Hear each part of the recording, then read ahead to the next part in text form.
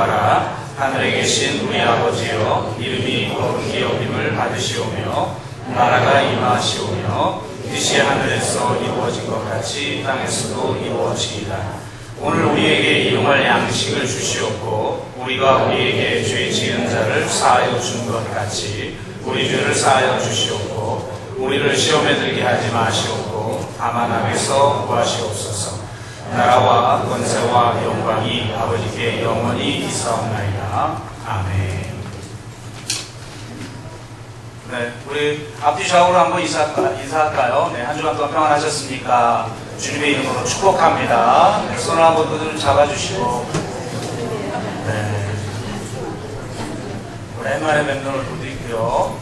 네, 처음 뵙는 얼굴도 있고요. 축복합니다. 한 주간 동안 평안하셨습니까? 선거도 있었고, 현충일도 있었고, 징검다리 그 연휴 가운데 여러분 어떻게 행복한 시간을 보내셨습니까? 네. 가만히 보면 또 휴식 시간 있는 게 더 피곤해요. 그죠? 네, 그동안 밀린 숙제 하느라고, 더 피곤한 경우도 있는데, 우리 교회, 우리 순장님들은 선거를 끝내고 교회에 오셔가지고, 다른 거 하지도 못하시고, 여러분 그 점심 때 식사할 때 김치가 다 떨어져가지고 김장을 담으셨어요. 30포기 담으셨나요? 30포기 이상 이렇게 담으시느라고 굉장히 휴일에도 쉬지도 못하고 그렇게 헌신하셔서 우리가 이렇게 식사 때 맛있는 그런 김치를 먹게 되는 겁니다. 우리 참 쉴 때도 쉬지 못하시고 우리를 위해서 섬기시는 우리 순장님들 한번 박수로 고맙습니다.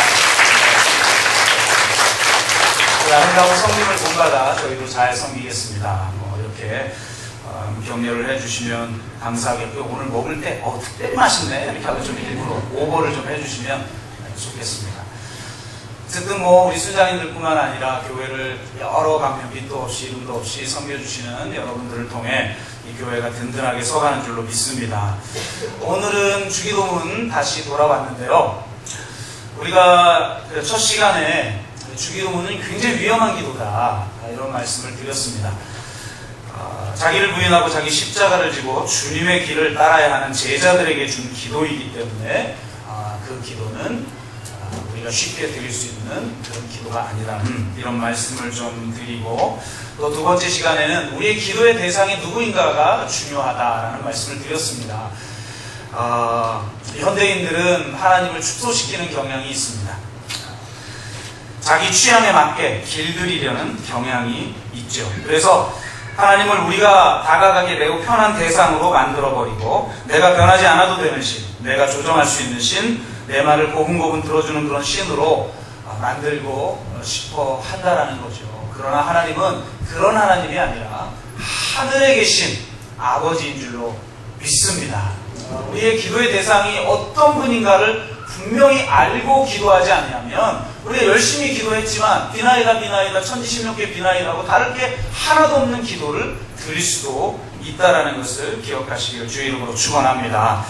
자, 이번에는 주기도문 세 번째 시간으로 이제 본격적으로 기도의 내용은 어떠해야 하는가에 대해서 나누도록 하는데, 오늘은 이름이 거룩히 여김을 받으시오며와 나라에 임하옵시며라고 하는 두 가지 주제를 가지고 말씀을 좀 드리고, 혹시 다음 주에도 한 번 더 이 두 가지 주제를 한 번 더 하면서 뜻이 하늘에서 이루어진 것처럼 땅에서도 이루어지리라는 그런 말씀을 나눌 수 있을 것 같습니다. 이름이 거룩히 여김을 받으시오며, 이것이 예수님이 가르쳐 주신 기도의 첫 번째 기도의 내용입니다. 우리가 어떤 기도를 드려야 되는지, 누구에게 기도해야 될지는 분명하게 말씀하셨어요. 하늘에 계신 우리 아버지, 그분에게 우리가 기도해야 하고, 그것의 의미가 어떤 것인지는 지난번 말씀을 통해서 우리가 함께 나눴습니다. 그렇다면 이제 그분에게 우리가 어떤 기도를 도대체 드려야 하는 것인가에 대해서 오늘 함께 나누기를 원합니다. 분명히 우리의 필요를 구하는 기도도 있습니다. 뒤에 보면 일용할 양식을 달라고 기도했고, 나에게 죄 지은 자를 사여주처럼 주님 나를 사여 달라고 기도도 했고, 내가 죄 짓지 않도록, 시험에 들지 않도록 나를 보호해 주시옵소서 라고 기도도 했어요. 우리들의 필요를 구하는 기도가 분명히 있지만 성경은 그에 앞서 하나님에 대한 기도, 하나님의 이름에 대한 기도, 하나님의 나라에 대한 기도, 하나님의 뜻에 대한 기도를 먼저 드리라고 말씀하고 있습니다. 그 첫 번째가 이름이 거룩히 여김을 받으시오며 라고 하는 기도입니다. 1부 예배 때 들어보니까 2부 예배 때는 성가대까지 있기 때문에 좀 더 이렇게 예배 시간이 이제 길어지게 되는데 1부 예배도 말씀이 조금 길었던 것 같아요. 그래서 이제 그런 부분을 좀 생략하면서 좀 직접적으로 좀 들어가 보도록 하겠습니다. 이름은 성경에서 말하는 이름은 그의 존재와 관련되어져 있어요. 그래서 존재가 변화되어질 때 이름도 바뀌는 것을 우리는 알 수가 있습니다. 그래서 하나님의 이름이 무엇이냐를 안다라는 건 하나님이 어떤 분인가, 하나님이 누구인가에 대한 고백을 말하고 있는 것입니다. 그러니까 이름이 거룩히 여김을 받으시오며 라고 말을 할 때 그 이름은 단순히 이름이 아니라 하나님의 존재를 말하는 거예요. 이름이 거룩히 여김을 받으시오며 라고 하는 그 말 속에 담겨져 있는 건 하나님이 어떤 분이신가, 이거에 대한 고백이 선행되어질 것입니다. 이름과 영광은 함께 나타나죠. 여러 구절이 있겠지만 대표적인 구절이 요한복음 12장 28절이에요. 예수님이 이렇게 기도하시죠. 하나님께 아버지여, 아버지의 이름을 영광스럽게 하옵소서. 이렇게 예수님은 기도하고 계십니다. 그러니까 이름과 영광이 같이 언급되고 있다는 거예요. 그럼 이 영광이 어떤 의미인가를 우리가 살펴볼 필요성이 있는 것입니다. 모세가 출애굽기 33장에서 시내산에서 십계명을 받고 내려왔을 때 이스라엘 백성들이 황금소를 만들어 우상을 섬기는 것에 대해서 분개하고 그 과정들이 다 지나간 이후에 모든 문제를 해결하고 나서 하나님 앞에 한 가지를 구해요. 그러니까 뭘 구하냐면 하나님, 당신의 영광을 보여주옵소서. 이렇게 기도합니다. 그러니까 정말 우리가 정말 기도해야 할 것, 정말 가장 먼저 기도해야 할 것, 그것이 바로 주의 영광을 보여달라는 거예요. 주의 이름이 거룩히 여김을 받게 하여 주옵소서라고 하는 기도에서 그 이름이 담겨진 의미에는 영광이 담겨져 있는 거예요. 주의 영광을 보여주옵소서. 그랬더니 주님이 바로 그 뒷구절에서 이렇게 대답하셔요. 내가 내 모든 선한 것들을 내 앞으로 지나가게 하고 여호와의 이름을 내 앞에 선포하리라. 그러니까 하나님의 영광을 보여달라고 그랬더니 주님이, 하나님이 뭐라고 그러셔요? 내 이름을 선포하겠다. 그리고 내 선한 것들을 너에게 보여주겠다. 이렇게 말씀하시는 거죠. 그러니까 하나님의 영광이 나타나면 하나님의 이름이 선포되어지는 것입니다. 하나님의 그 이름이 높여지는 것입니다. 그리고 하나님의 선한 것들이 온전하게 드러나는 거죠. 주님이 바로 뒤에서 뭐라고 하십니까? 나는 은혜 베풀 자에게 은혜를 베풀고 긍휼을 여길 자에게 긍휼을 베푸느니라. 하나님이 선을 베풀고 긍휼을 베풀고 은혜를 베풀기로 작정하시면 막을 자가 없고, 하나님은 작정하시고 약속하신 것을 반드시 행하시는 구원의 하나님이라고 말씀하고 있는 것입니다. 여러분, 하나님의 영광이 드러나면 선한 것들이 온전하게 드러나고 주의 이름이 선포되어지며 그의 이름이 높여지고 하나님의 은혜와 하나님의 긍휼이 온전히 이루어지는 줄로 믿습니다. 그의 이름을 선포한다는 것은 그러므로 그의 영광을 나타내는 것입니다. 그의 영광을 나타낸다는 것은 쉽게 말을 하면 하나님이 어떤 분인가, 즉 하나님의 하나님됨을 온전하게 드러내는 거예요. 이름이 거룩히 여김을 받으시오며 이렇게 기도하라고 하잖아요. 성경에서 말하는 거룩은 뭡니까? 성경에서 말하는 거룩의 1차적인 의미는 분리입니다. 분리되어지는 거예요. 이 세상과 분리되어지는 거예요. 이스라엘 백성들이 거룩한 백성이 됐다는 건 이 세상으로부터 분리되어진다는 거예요. 주의 이름이, 주의 존재가 거룩히 여김을 받는다는 건 뭡니까? 하나님이 아닌 것들과 분리되어지는 거예요. 그러니까 하나님의 말씀은 하나님인 것과 하나님이 어떤 분인 것과 하나님이 아닌 것, 하나님이 어떤 분이 아니신 그것을 정확하게 나누는 것이 하나님의 말씀이에요. 이 세상은 정말 하나님이 어떤 분인지가 흐려져 버렸어요. 심지어는 기독교조차 이제 정말 우리 성경에서 말하고 있는 우리가 정말 믿어야 하는 하나님이 어떤 분인지를 제대로 선포하지 않고 제대로 드러내지 않고 있어서 하나님이 흐려져 버렸어요. 거룩은 분리입니다. 하나님이 아닌 것과 분리시키는 거죠. 하나님은 피조물이 아닙니다. 하나님은 육이 아닙니다. 하나님은 어둠이 없으십니다.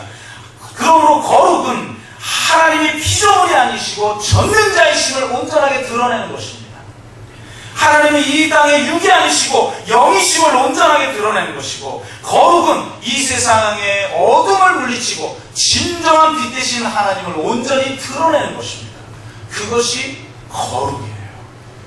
하나님을 하나님 되게 하는 것, 이것이 거룩입니다. 그래서 거룩을 순 한국말로 표현하자면 뚜렷하게라는 말입니다.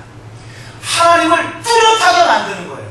하나님, 도대체 이 세상에 하나님이 어떤 분인지 우리가 알 수가 없습니다. 아니, 심지어 우리 교회가 하나님이 어떤 분인지를 알 수 없는 하나님으로 만들어 버렸습니다. 그러니 이제 주님, 당신의 영광을 나타내시어서 당신을 뚜렷하게 하시옵소서. 당신이 어떤 분인지 하나님의 하나님됨을 뚜렷하게 드러내 주시옵소서. 하나님, 당신의 영광을 나타내시고 하나님됨을 뚜렷하게 보여주옵소서. 이것이 우리들이 드려야 할 첫 번째 기도 제목이라는 것입니다. 한국교회가 하나님의 이름에 먹칠하고 있고 하나님의 영광이 땅에 떨어진 이때에 우리가 진정으로 드려야 될 기도는 바로 이 주기도문인 거예요. 여러분, 정말 여러분의 어떤 기도를 드리고 있습니까? 나의 필요를 위해서 기도 드리고 있습니까? 물론 그것도 중요하지만 우리는 내가 어렵고 내가 힘들 때 그것을 채워달라고 하나님 앞에 응급처방형 그런 기도만 드리고 있는 것 아닙니까? 임시방편적 그런 기도만 드리고 있는 것 아니에요? 어떤 순간에도 항상 우리가 깨어서 첫 번째로 드려야 될 기도 제목은 하나님 이 땅에 하나님됨을 뚜렷하게 드러나게 하여 주시옵소서. 영광을 회복시켜 주시옵소서. 우리가 그 기도를 드려야 돼요. 여러분, 이 시대를 위해서 여러분이 눈물을 흘리지 않는다면 우리가 어떻게 그리스도인입니까? 여러분, 요즘 너무나 가슴이 아프지 않습니까? 저는 어제도 어느 인터넷에서 누가 쓴 글 밑에 담겨진 댓글을 보면서 눈물을 흘리지 않을 수 없었어요. 그들이 이렇게 댓글을 달아요. 야, 너나 잘 믿어라. 니네 개독교들이나 잘 믿어라. 너희들이 믿는 하나님이 너희들이 지금 말하고 있고 너희들이 행동으로 보여주고 있는 그런 하나님이라면 나 안 믿겠다. 너희 하나님 믿지 않으면 지옥 간다면 나 차라리 지옥에 가겠다. 너희들이 말한 하나님처럼 이렇게 옹졸한 하나님, 너희들이 말한 하나님처럼 이렇게 이기적인 신, 너희들이 말하는 신처럼 이렇게도 폭력적인 신, 너희들이 말하는 신처럼 이렇게도 탐욕스러운 그런 신이라면 나 안 믿겠다. 너희나 잘 믿고 천국에 가. 나는 차라리 지옥에 가겠다. 이런 댓글들이 달리고 있는 시대가 되어버렸어요. 하나님은 이 세상에 대해서 최종적으로 심판하시지만 결국 그 심판의 책임을 누구에게 물으시느냐? 그리스도인에게 물으십니다. 에스겔서를 읽어보십시오. 하나님이 이 땅을 심판할 때 누구한테 물어요? 하나님의 백성들에게 책임을 묻습니다. 너희들이 어떻게 이 땅을 이렇게 만들 수 있느냐? 우리한테 책임을 물어요. 저들의 이 반응을 누가 만들어냈습니까? 우리가 하나님을 바로 선포했는데 그들이 믿지 않는다면 그들의 책임이죠. 그런데 우리가 보여주고 우리가 선포하고 있는 신이 저들이 보기에도 몰상식하고 저들이 보기에도 탐욕적이고 저들이 보기에도 이토록 폭력적이고 옹졸하고 이기적인 그런 신으로 보이고 있다면 우리가 정말 바로 하나님의 영광을 드러내고 있는가? 우리가 삶 한가운데에서 우리 한국교회가 이걸 보이고 있는가? 여러분, 가슴 가슴을 쳐야 됩니다. 이런 글을 읽으면서 눈물을 흘리지 않는다면 우리가 어떻게 하나님을 아버지를 만난 사람이라고 할 수가 있습니까? 내 삶 속에서 하나님의 영광이 지금 땅에 떨어지고 있는데 그분의 이름이 짓밟히고 있는데 우리 도대체 무엇을 위해서 기도하고 있냐 이 말입니다.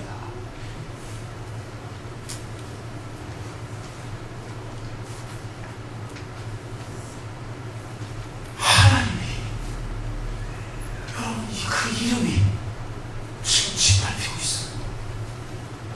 그들이 완악해서 거부하는 게 아니라 기독교가 보여주고 있는 신이 성경에서 보여주고 있는 그런 신이 아니기 때문에 저들이 도리어 우리를 고발하고 있잖아요.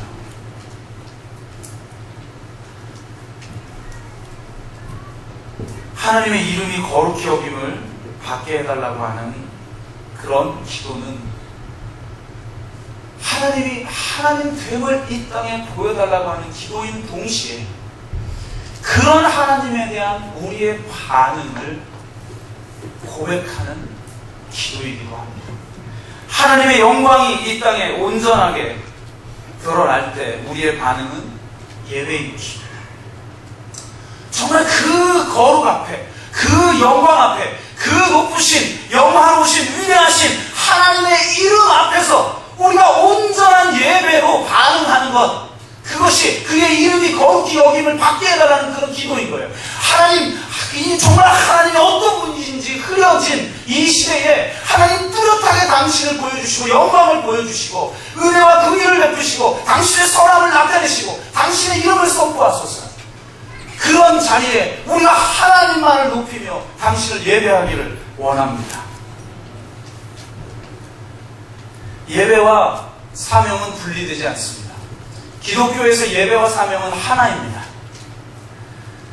여러분, 우리가 왜 전도를 하고 왜 선교를 합니까? 왜 하나님의 나라를 이 땅에 이루려고 합니까? 내 의로움을 드러내기 위해서입니까? 객관적인 어떤 진리, 그것을 내가 믿기 때문입니까? 우리가 왜 이 행복 파티를 하면서 저 모시기 어려운 분을 이렇게 애써 모셔서 이렇게 VIP들을 초청하려고 하고 있습니까? 그 근본적인 목적이 도대체 뭡니까? 우리가 하나님의 사랑을 알고 하나님의 정의와 공의를 알고 그 하나님의 은혜를 알고 그 하나님의 공의와 하나님의 그 정의가 무엇인지를, 그 영광이 무엇인지를, 그분의 그 거룩이 무엇인지를 알아 우리가 너무나도 영광스럽게 하나님을 예배하는 그 기쁨, 그 예배를 통해서 하나님이 누리시는 영광과 그 영화로움과 그 기쁨, 그것을 알지 못하는 사람들에게 알게 하려고 하는 목적이 사명 아닙니까? 그들도 그렇게 하나님의 존재 앞에 나와서 그렇게 하나님의 이름을 높이게 하려고 우리가 전도하고 선교하고 하나님의 나라를 이 땅에 이루려는 것 아닙니까? 근본적인 목적은 예배인 것입니다. 여러분, 진정한 예배자가 되시고 하나님의 영광이 온전하게 드러남을 통해서 우리가 예배자가 되기를 소원해야 할 줄로 믿습니다. 우리만 이 종교단체 속에서 특정한 공간에 모여서 우리만 자기 만족적으로 하나님 앞에 예배하는 것이 아니라 정말 하나님의 영광이, 하나님의 그 거룩이 이 땅에 온전하게 우리를 통해서 드러남을 통해서 하나님의 영광 받으시고 그로 인해 우리가 진정한 예배자가 되어 하나님을 예배하는 그런 예배가 되기를 주의 이름으로 축원합니다. 기독교는 또한 예배와 윤리가 분리되지 않습니다. 우리 인간은 무엇을 경배하느냐가 우리의 성품을 만들고 우리의 윤리를 결정합니다. 우리가 돈을 숭배하면 돈이 내 삶을 결정합니다. 돈이 내 윤리를 결정합니다. 내 삶의 질을 결정합니다. 내가 권력을 숭배하면 내가 숭배하는 그 권력을 담게 되어 있습니다. 그 권력의 법칙대로 내가 살아가게 되어 있습니다. 내가 하나님을 경외하면 그분을 담게 되어 있습니다. 우리가 하나님을 예배할 때 우리가 하나님을 담게 되고 그 하나님의 거룩이 나의 삶을 통해 우리 공동체를 통해 온전하게 드러나게 되는 것입니다. 하나님은 존재론적으로 멀리 있을지 몰라도 윤리적으로 가까이 계십니다. 우리가 우리의 행동을 통해서 윤리적으로 하나님을 닮을 것을 그분은 요청하고 있습니다. 우리가 그의 이름이 거룩히 여김을 받게 해달라는 것은 하나님 당신의 통치가 온전하게 해서 회복되므로 당신의 그 영광이 온전하게 열방 가운데 나타나길 원합니다. 이 세상 가운데 나타나길 원합니다. 동시에 그 영광을 예배하는 우리를 통해서 당신의 영광이 이 세상 가운데 나타나기를 원합니다. 그것이 우리의 기도가 되어야 된다는 겁니다. 그런 기도가 나올 때 더 이상 우리의 이름이 영화롭게 되고 우리의 이름이 영광스럽게 되고자 하는 그 모든 욕망이 끝장나는 것입니다. 우리는 끊임없이 내 이름이 높여지길 원합니다. 내 이름이 드러나길 원합니다. 인정받기를 원합니다. 더 많이 소유하길 원합니다. 더 강해지기를 원합니다. 그것을 통해서 내 이름이 높여지기를 원하는 것이 우리들인데, 우리가 그의 이름이 거룩히 여김을 받으시오며라고 고백하는 순간 이제 나의 이름은 더 이상 드러나지 않아도 좋습니다. 그 인정 욕구가 십자가에 못 박히게 되고 오직 하나님의 이름이 높여지는 데만 관심을 갖게 되는 줄로 믿습니다. 여러분, 정말 그의 이름이 영광스럽게 되기를 위해서 기도하시기를 주의 이름으로 축원합니다. 그리고 정말 이 땅에 지금 하나님의 이름이 땅에 떨어져 있는 것에 대해서 가슴을 치고 애통해하며 주여 이것을 회복시켜 주시고, 나로부터 주여 이걸 회복시켜 주시고, 우리 가정부터 이 교회부터 주여 회복시켜 주시옵소서. 그렇게 기도하는 저와 여러분 되시기를 주의 이름으로 축원합니다. 두 번째 기도, 그럼 거룩이 무엇이냐에 대해서는 다음 주에 한번 말씀을 좀 드리고, 성경에서 말하는 거룩이 구체적으로 무엇이냐는 다음 주에 말씀을 드리고요. 두 번째 주제로 넘어갑니다. 나라가 임함없이며. 사실 이 주제는요, 굉장히 조심스럽고 어려운 주제입니다. 왜요? 우리는 그동안 하나님의 나라가 이 땅에 임하게 해달라고 기도하지 않았기 때문입니다. 그동안 한국교회는 이곳에서 잘 먹고 잘 살다가 죽으면 죽음 이후의 삶을 바라보면서 살아라. 이 세상은 헛된 것이니까 죽음 이후의 삶만을 바라보며 살아라 라고만 말했기 때문에 하나님의 나라가 지금 여기에 임하게 해달라고 기도하라는 주기도문적 기도를 드리지 않았다는 겁니다. 여러분 오해 없으시기 바랍니다. 저는요, 진짜 하나님을 만난 사람입니다. 하나님 그 자신의 그 본질을 제 영으로 분명하게 보고 만난 분입니다. 제 아내가 내 옆에 실제적으로 있는 것보다 더 실제적으로 계신 하나님의 그 본질이 무엇인지를 경험한 사람이에요. 그것을 경험하고 나서는요, 진짜 죽고 싶었어요. 저는 처음에는 사도 바울이 그냥 듣기 좋은 말을 했겠지 라고 생각했는데, 제가 하나님을 뜨겁게 만나고 나니까 사도 바울의 말이 무슨 말인지 이해가 되더라고요. 정말 죽고 싶더라고요. 내가 빨리 죽어서 예수님을 보고 싶다. 이게 가끔 기도를 통해서 보거나 그 임재를 통해서 만나는 게 아니라 그분을 정말 온전하게 뵙고 싶다. 그 영광, 그 기쁨, 그 찬란한 영광과 거룩, 그 이 세상의 어떤 마음도 비교할 수 없어요, 여러분. 죽고 싶은 거예요. 어쩔 수 없이 사는 거죠. 뭐 때문에? 여러분 왜 살아요? 어쩔 수 없이 살고 있죠. 사도 바울은 뭐라고 그랬어요? 내가 이 몸을 떠나 그리스도를 만나고 싶은 게 내 욕망인데 내가 어쩔 수 없이 이곳에 있는 것은 너희 때문이다. 하나님의 사명 때문이다. 이렇게 말하고 있어요. 여러분 그리스도인들은 바로 이런 고백을 해야 될 줄로 믿습니다. 할렐루야. 지금 다 죽고 싶죠? 어쩔 수 없이 살고 계신 거죠? 절대로 못 죽어서 사는 그런 삶은 그건 세상적 삶이고, 우리 그리스도인은 어떤 것에도 욕망을 품지 않는, 그리고 정말 그분을 배우고 원하는 그런 열망 가운데 사로잡혀 살아가는 줄로 믿습니다. 저 정말 지금 죽고 싶어요. 힘들어서 죽고 싶은 건 말고 주님을 배우고 싶어서. 그러나 이곳에서 하나님이 감당하라고 하는 십자가의 삶이 있고, 저 표대를 향해 달려가라고, 그 잡힌바된 것을 잡으려고 쫓아가라고 하는 하나님의 그 사명이 있기 때문에 그냥 사는 거예요. 그런 저이지만 성경에서 말하는 궁극적 목적은 내가 죽음 이후의 삶으로 가는 게 아니라 죽음 이후의 삶 이후의 삶이 우리의 최종적 목적이고, 그 예수 그리스도의 재림을 통해서 온전하게 이루어지는 하나님의 나라, 새하늘과 새 땅은 이미 여기서 시작되었다는 것입니다. 성경의 고백은 그 하나님의 나라가 여기 지금 임하게 해달라고 기도하라는 거예요. 야, 이 세상은 덧없으니까 저 천국으로 가서 죽음 이후의 삶을 바라보면서 살아라. 이렇게 말하는 건 기독교의 정신이 아니라는 겁니다. 지금 여기에 하나님의 나라가 이미 시작되었지 않았느냐. 그 하나님 나라가 더 온전하게 임하게 해달라고 기도하라는 거예요. 그럼 무엇을 위해서 우리는 기도하고 있습니까? 과연 정말 하나님의 나라가 이 땅에 온전하게 이루어지기를 사모하며 우리는 기도하고 있습니까? 그리고 그 하나님의 나라는 도대체 어떤 나라입니까? 성경에서 말하는 하나님의 나라는 우리가 죽어서 가는 땅을 말하는 게 아닙니다. 성경에서 말하는 하나님의 나라는 하나님의 통치가 온전하게 이루어진 상태를 말하는 거예요.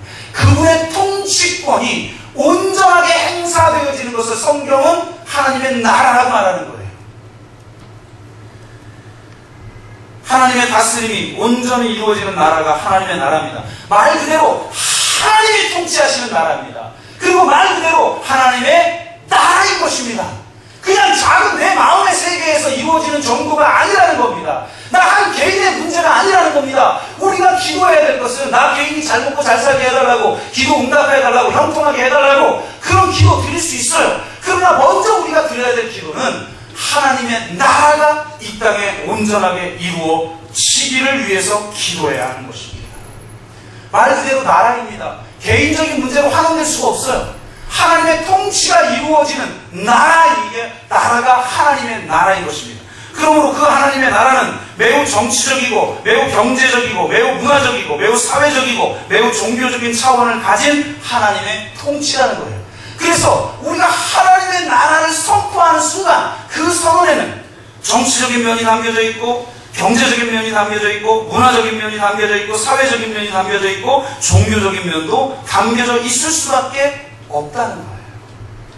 우리는 너무 추상적이고 죽어서 가는 어떤 나라만을 선포하고 있기 때문에 성경의 그 비전을 바로 이해하지 못하고 있다는 거죠. 이 땅에 구체적으로 임하는 하나님의 나라는 어떤 정치적 성격을 가지고 있냐, 어떤 경제적 성격을 가지고 있냐, 어떤 문화적 성격을 가지고 있냐, 어떤 사회적 성격을 가지고 있고 어떤 종교적 성격을 가지고 있느냐를 바로 말씀을 통해서 깨닫고 그런 구체적인 하나님의 나라의 비전을 이 땅에 선포하고 교회는 그 하나님의 나라가 어떤 나라인지를 분명하게 보여주는 표지가 되어야 합니다. 교회는 하나님 나라의 백성들이 모인 그리스도의 몸이에요.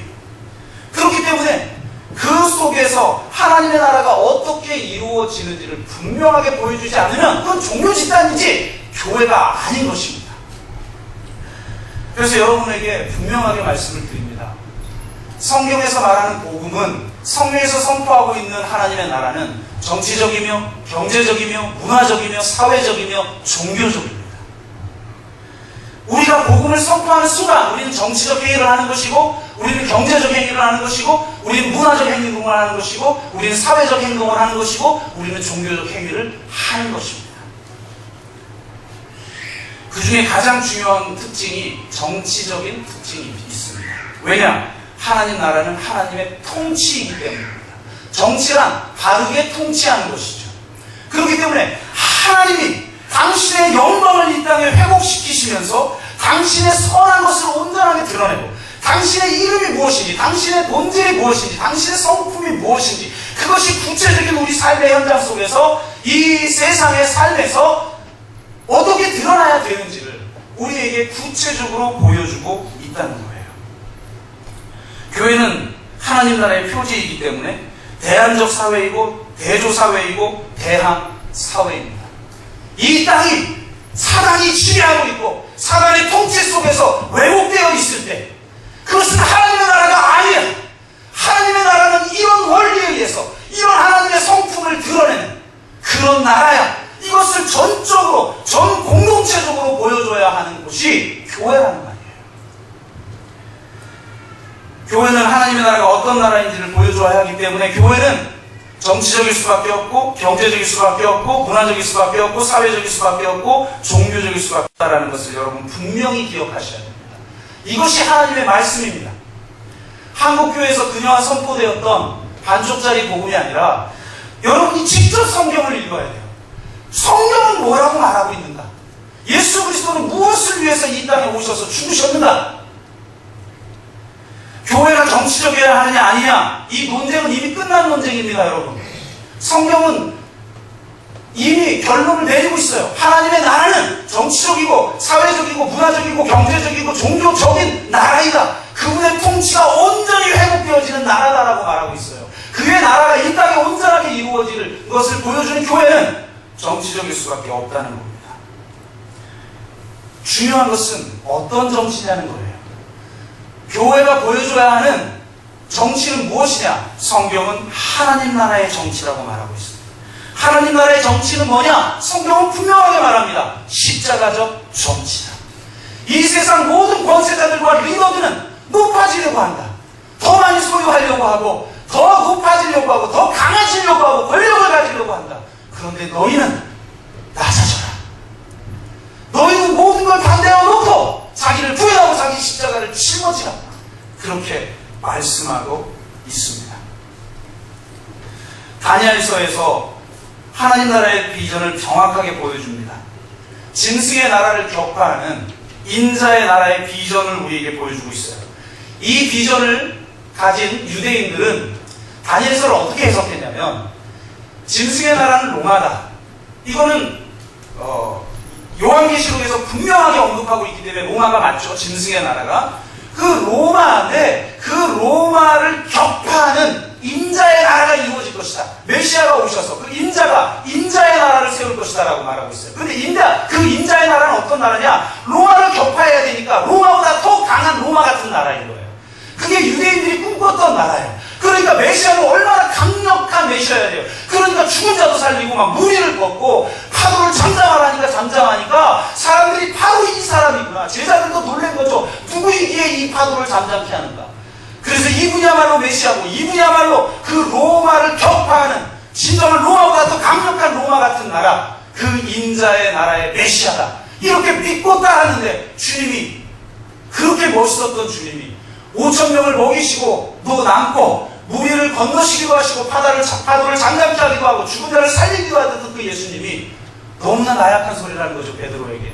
인자는 많은 이들에게, 제사장과 사두개인들과 바리새인들과 저 귀족들과 저 많은 권세자들에게 핍박을 받고 고난을 받다가 십자가에 죽고 죽은 지 3일 만에 부활할 것이다. 이러니까 베드로가 너무 화가 난 거예요. 아니, 그렇게 연약한 소리를 해가지고 당신이 어떻게 메시아냐고 정신 차리라고 야단을 칩니다. 그러니까 예수님이 뭐라고 해요? 사단아, 내 뒤로 물러가라. 그렇게 말씀하십니다. 인자의 나라는 로마보다 더 강력한 로마 같은 그런 나라가 아니라 철저하게 하나님과 동등됨을 취할 것으로 여기지 아니하시고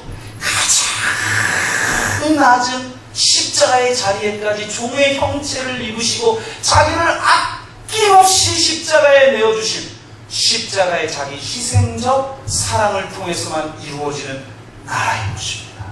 그것이 하나님 나라의 정치입니다.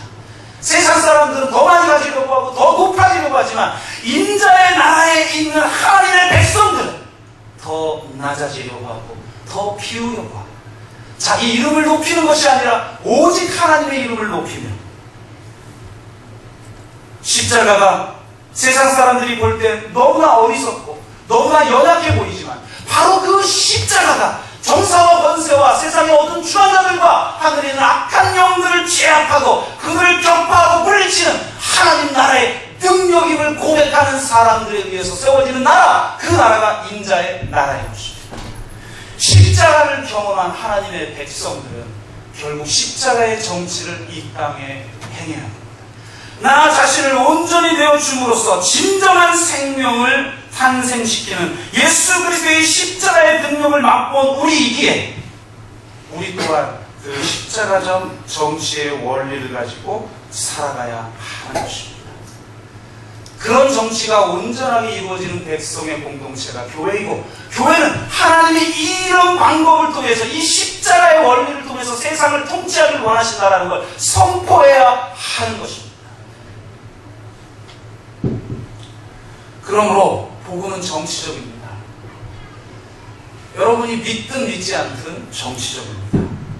그 사실을 분명히 여러분이 기억하셔야 됩니다. 그리고 반드시 좀 짚고 넘어갈 게 있는데, 정치적이라는 것이 정파적이라는 것은 아니라는 사실입니다. 하나님의 나라는 정치적이지 정파적이진 않습니다. 하나님의 나라는 어떤 특정한 정파에 갇혀 있을 수 없습니다. 하나님의 나라는 이 세상의 이데올로기나 정파적 입장과 동일시될 수 없습니다.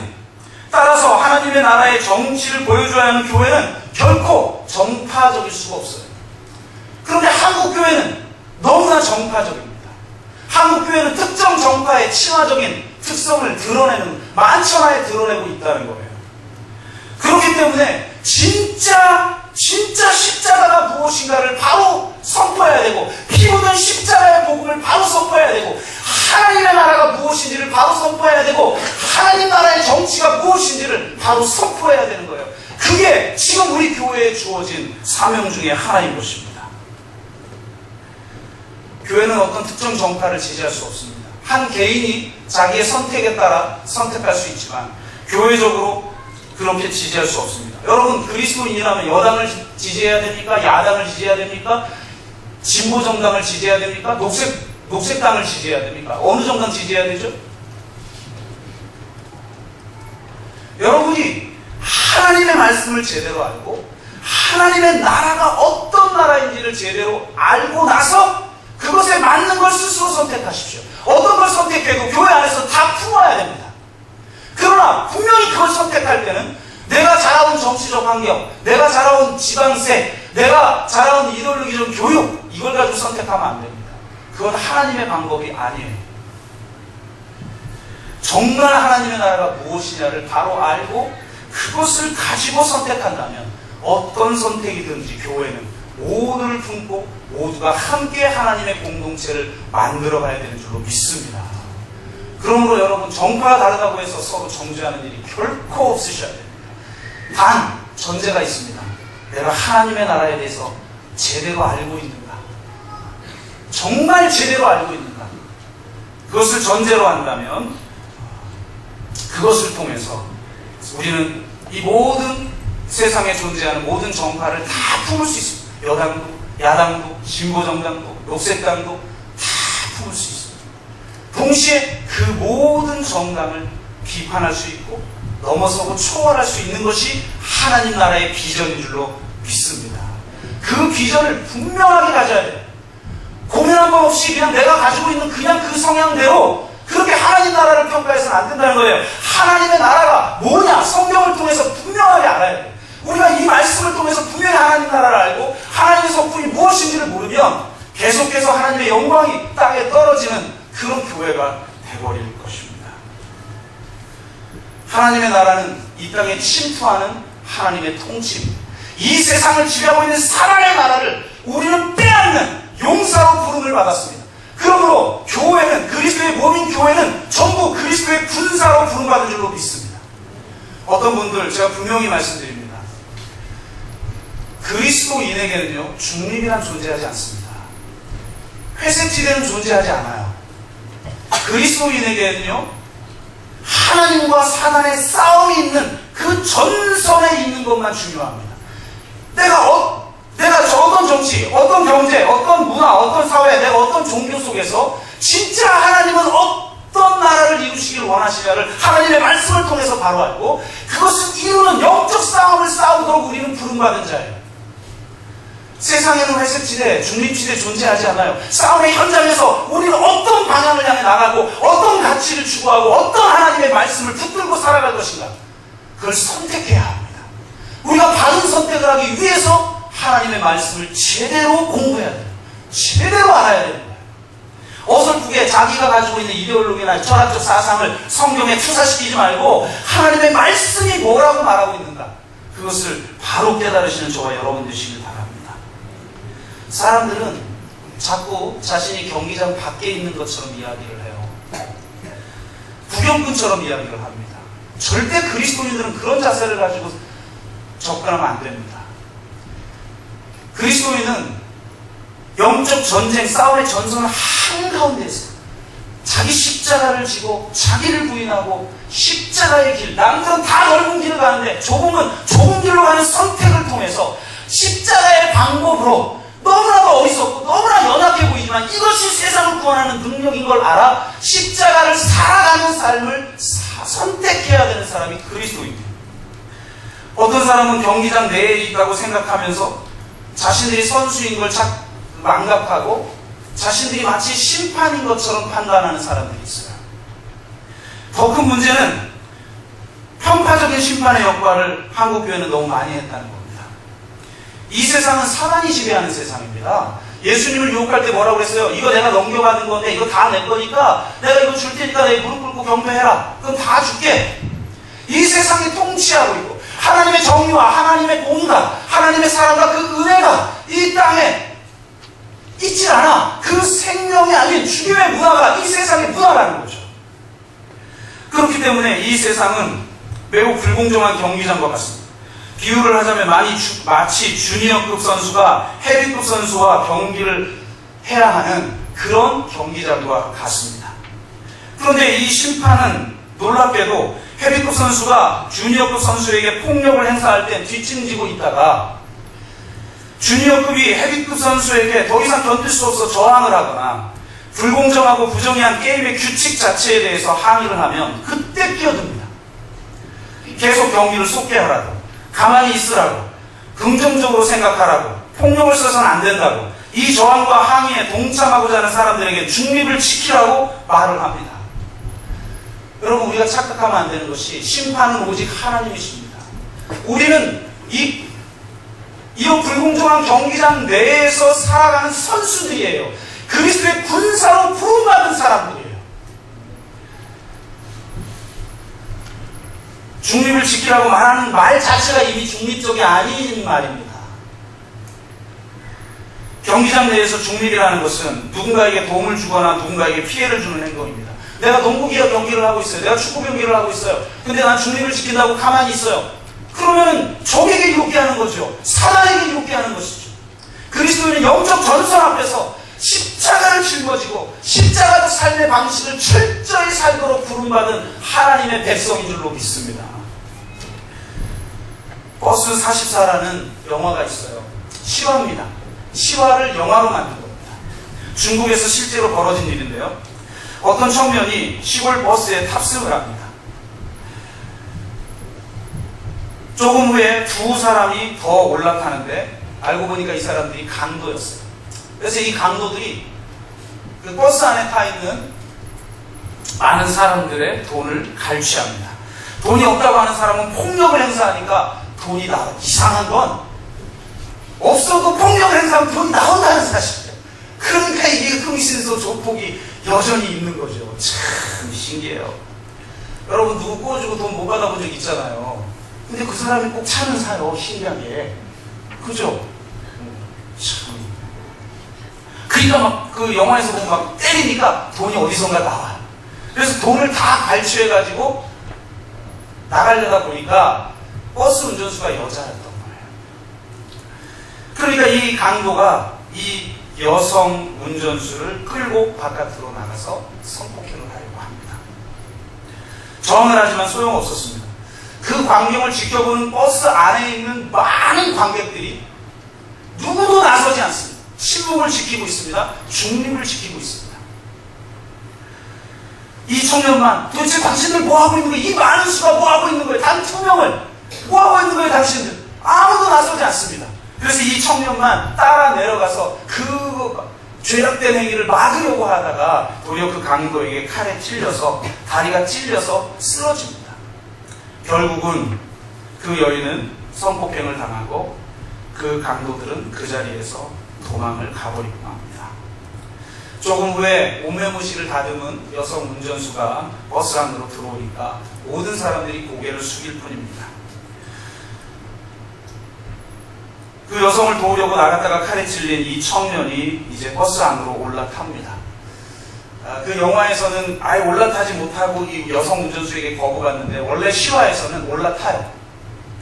올라타니까 이 여성 운전수가 당신 내려! 소리를 지릅니다.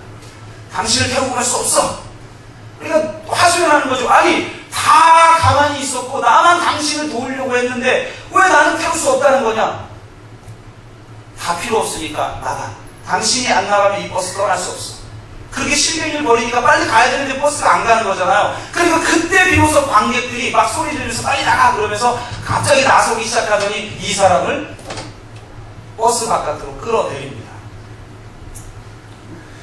그리고 나서 버스가 출발하고 이 남자는 칼에 찔린 다리를 질질 끌다가 지나가는 차에 감사하게도 얻어 타고 자기 목적지로 가는데 한참 가다 보니까 앞에 사고가 나 있어요. 어떤 사고인가 봤더니 바로 자기가 타려고 했던 그 버스였어요. 그 버스가 낭떠러지에 떨어져서 운전수와 거기에 탔던 모든 사람이 다 죽습니다. 그 여성 운전수가 일부러 사고를 낸 거예요. 내가 이렇게 고통당할 때 침묵하고 있고 가만히 있고 중립을 지킨 저 사람들하고 내가 함께 죽겠다고 간 거예요. 근데 나를 유일하게 도운 저 사람하고 같이 가면 죽을 수 없으니까 그 사람을 내리라고 한 거예요. 이게 실제 있었던 실화이고 이것을 버스 44 여러분하고 인터넷 검색해보면 동영상 나옵니다. 한 10분짜리 정도밖에 안 되니까 저거 꼭 보십시오. 보세요. 우리는 모두 이 세상이라는 버스 안에 있어요. 사단이 수많은 영혼들을 죽여가고 있어요. 어떻게 전도하지 않을 수 있습니까? 또 이 사단이 그 생명을 앗아가고 수많은 사람들에게 폭력을 행사하고 죽임의 어둠의 권세를 가지고 이 세상에 수많은 사람들의 상처 입히고 아프게 하고 불의를 행하고 있어요. 근데 우리는 주님을 지킨다는 미명하에 그냥 그 자리에 지켜만 보고 있는 거예요. 이 세상에 얼마나 많은 사람들이 아파하고 이 세상에 얼마나 많은 사람들이 여러분 슬퍼하고 이 세상에 얼마나 많은 사람들이 여러분 지금 정말 실험하고 있는지 아십니까? 공허에 사로잡혀 하나님을 알지 못해 실험하는 영혼들, 너무 살기가 힘들어서 자살하고 싶어하는 영혼들 너무나 많이 있는데 그 실험 속에 대해서 우리는 과연 나섰는가?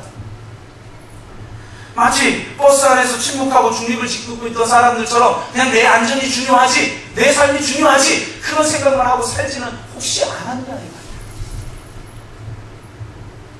우리는 모두 선수들입니다.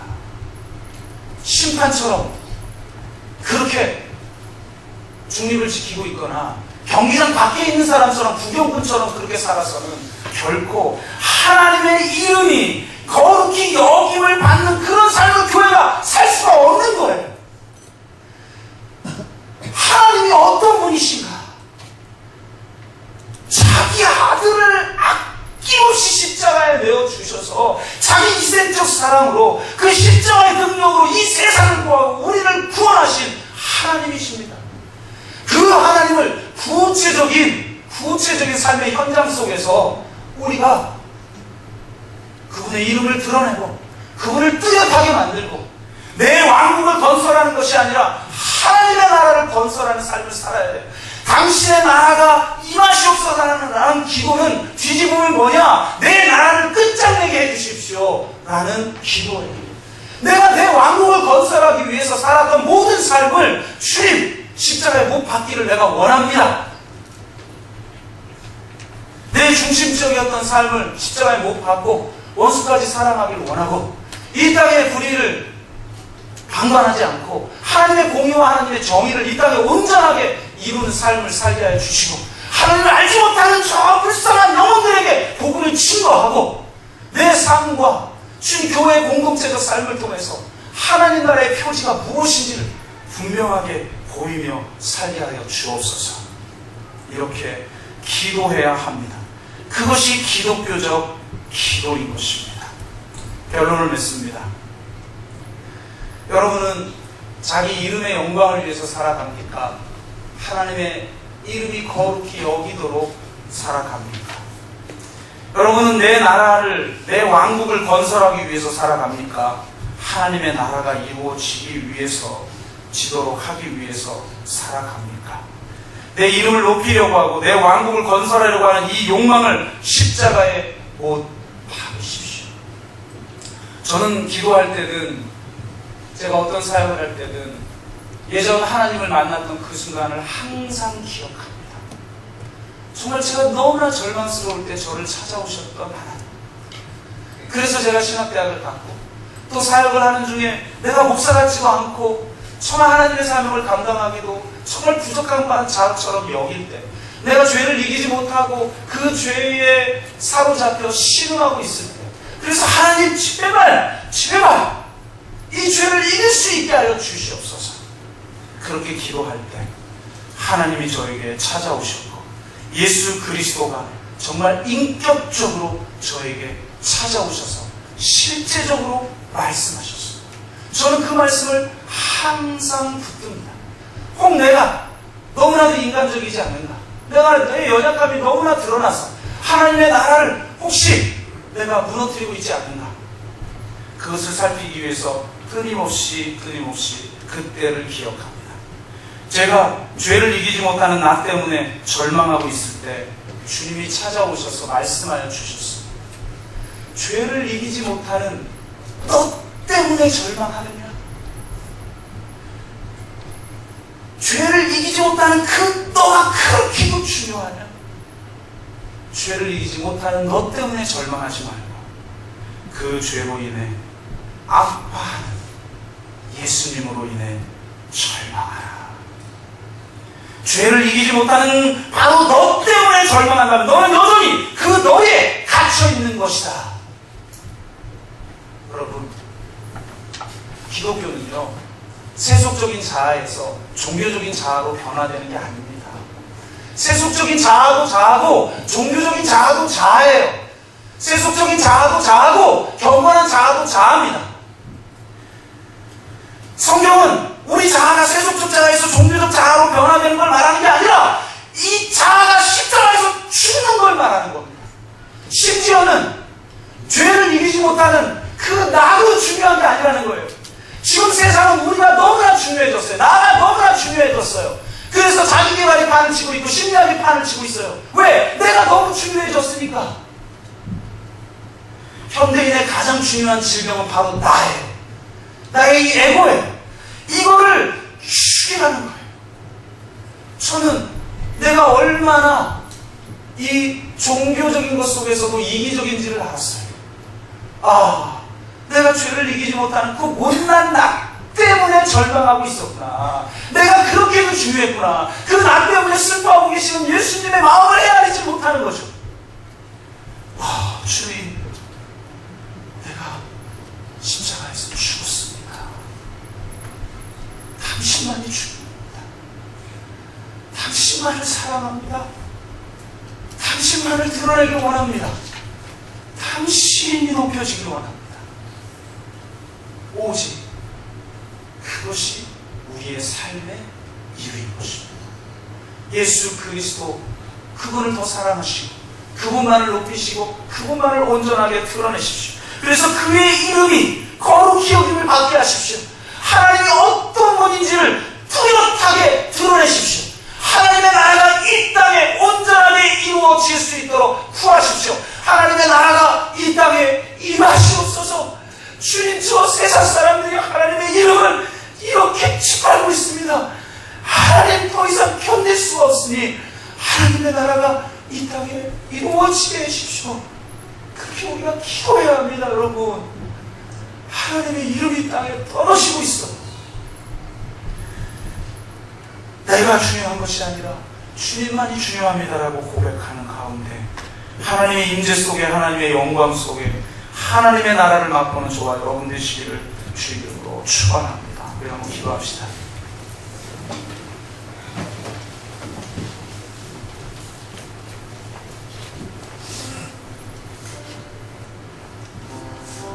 하나님,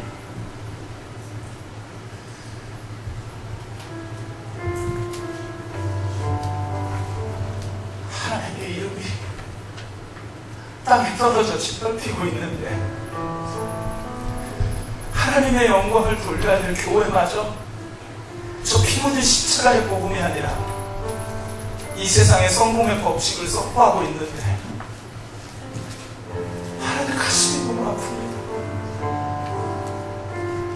사단이 비웃고 있고 그 어둠의 권세들이 심지어 우리 그리스도인들마저 짓누르고 있습니다. 상처받은 자가 너무나 많고 아파하는 자가 너무 많고 눌린 자가 너무 많고 오직 자신의 생존을 위해서만 살아가는 사람도 너무 많고 하나님을 변화시켜 참 위기판한 하나님으로 만들어 놓고 지금 그렇게 살아가는 그런 우리들입니다. 온전히 살아가지 못하고 도대체 저 십자가의 사랑을 경험한 자인지 아닌지도 모르는 그런 삶을 내가 살고 있습니다. 오 하나님, 당신의 이름이 거룩히 여김을 받으시옵고 하나님의 나라가 이 땅에 이루어지게 하여 주옵소서. 사단이 죽어가는 생명을 공격하고 아파하고 신음하게 하고 허무 가운데 사로잡히게 할 때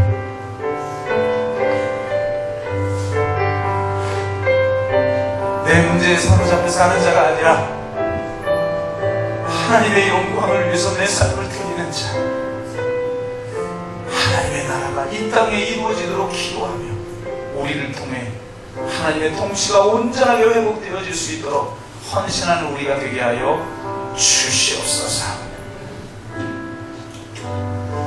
정말 자격 없는 우리를 부르셨사오니 주님, 그 은혜로 우리도 십자가의 길을 걷게 하여 주시고 내 삶의 구체적인 현장 속에서 하나님의 나라가 회복되게 하여 주시옵소서. 이 교회가 그런 교회가 될 수 있도록 인도하여 주시옵소서. 주께서 우리와 함께한 주님 사옵고 예수 그리스도의 이름으로 기도드립니다.